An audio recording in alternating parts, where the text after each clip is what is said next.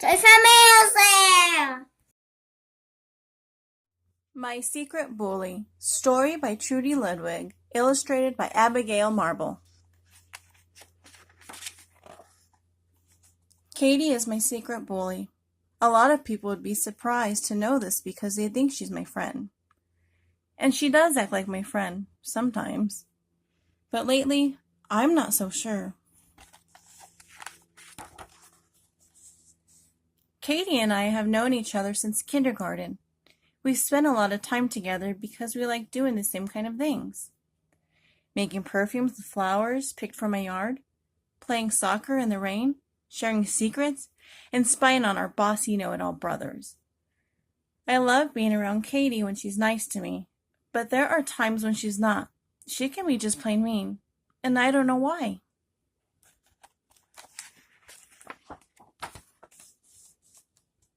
It all started a few months ago during school recess. I noticed Katie whispering to a group of girls and looking at me. I went up to them and asked Katie what they were talking about. She said, "Oh, nothing, Monica. I'll tell you later." Then some of the other girls giggled like it was really something, and that made me feel bad. The next day when I was playing with Sarah, Katie grabbed my arm and pulled me away. "Katie, stop it," I said. "I was talking to Sarah." "If you play with her," she whispered in my ear, "I won't come over your house tomorrow." Then she let go of my arm and skipped away as if nothing happened. But something did happen, and it didn't feel right to me. I wasn't sure what to do. I really wanted to go get together with Katie, but I wanted to play with Sarah too. So I just ignored what Katie said, thinking maybe she was having a bad day.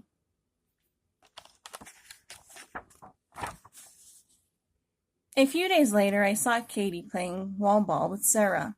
It looked like a lot of fun, so I asked if I could join them. Katie just stared at me and didn't say anything, not one word. "Katie," I asked again, "can I play wall ball with you and Sarah?"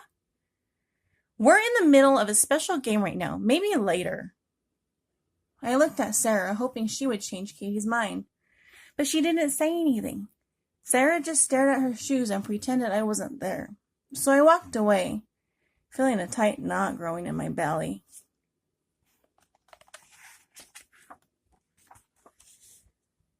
At night, I couldn't concentrate on my homework, and my mom noticed. "What's wrong, Sweet Pea?" she asked.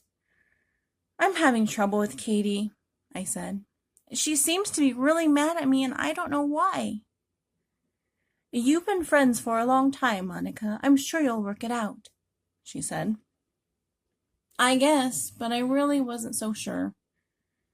"Why don't you give her a call and talk to her about it?" Mom suggested.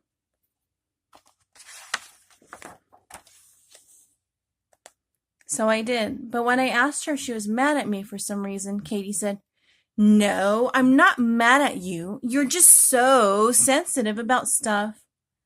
Well, I have to do my homework now. See you later. Maybe she was right. Maybe I was too sensitive. Things didn't get any better after a while. In fact, they got worse. Much worse. It got to the point where no one would play with me at recess. I was all by myself. And there was Katie, hanging out with other friends, laughing, and being all sweet and nice to everyone, but me. Maybe there was something wrong with me.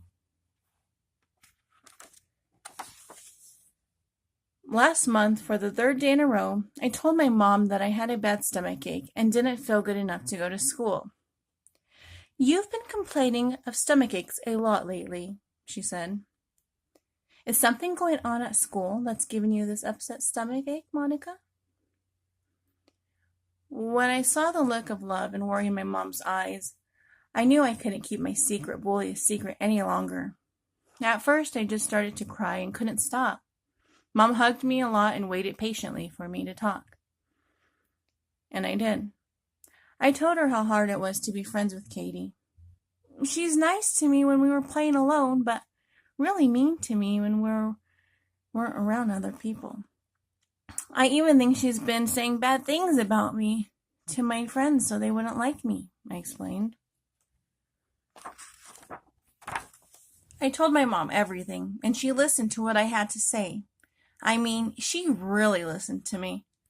Mom didn't blame me or ask me to be nicer to Katie, and she didn't say, "That's just the way girls are, so you better get used to it," like my babysitter did when I tried talking to her about it. I felt a lot better after I talked with my mom. Mom says there are some problems in life that aren't easily solved, and this is one of them. But it helps to know that I'm not alone. I found out that a lot of other kids have had this happen to them. Even my mom when she was a kid. But that doesn't make it right, and that doesn't mean this is the way it has to be. Mom and I talked about what I could do to stand up for myself. We even did what Mom calls role-playing, where she acted like she was Katie, and I got to practice out loud what I wanted to say to her, without sounding like a bully myself.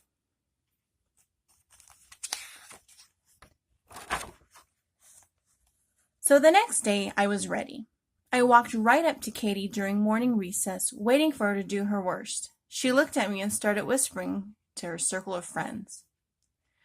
I stared at her straight in the eyes and said, "Katie, does it make you feel good to make me feel bad? Because friends don't do that to friends." She turned red in the face and looked away. Right then, I knew Katie could no longer hurt me.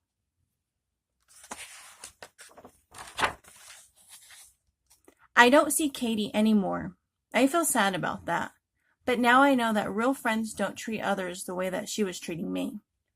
Real friends respect your feelings and work things out with you when they have problems.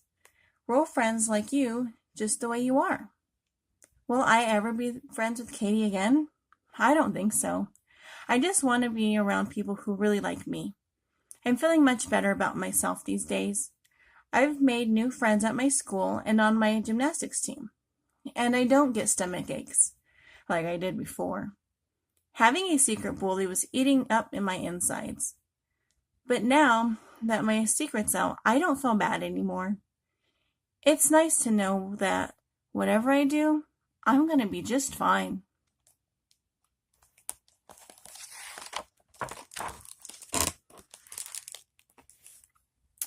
Thanks for reading My Secret Bully with me.